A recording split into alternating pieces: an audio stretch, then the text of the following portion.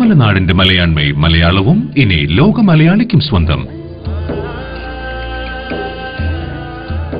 മലനാട് TV.com, ലോക മലയാളിയുടെ കുടുംബ ചാനൽ.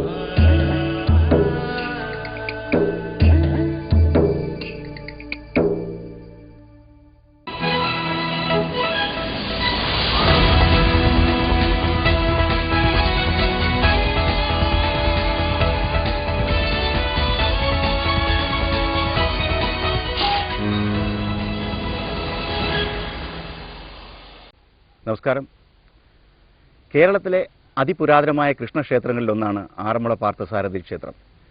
അഭീഷ്ടസിദ്ധിക്കായി ഭക്തജനങ്ങൾ സമർപ്പിക്കുന്ന വഴിപാടാണിത്.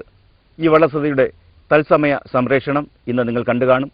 തീർച്ചയായിട്ടും വരുന്ന 2 മാസങ്ങളിൽ ഇത്തരത്തിലുള്ള പരിപാടികൾ അല്ലെങ്കിൽ ഇതിൻ്റെ തന്നെ ലൈവ് പ്രോഗ്രാം ടെലികാസ്റ്റ് ചെയ്യുന്നതിന് മലനാട് ടെലിവിഷൻ ആലോചിക്കുന്നു. നിങ്ങൾക്കും ഒരുപക്ഷെ താല്പര്യമുണ്ടായിരിക്കാം ഇതിൽ.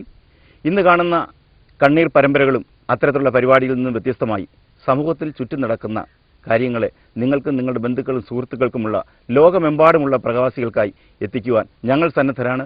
നിങ്ങളുടെ സഹകരണം പ്രതീക്ഷിക്കുന്നു.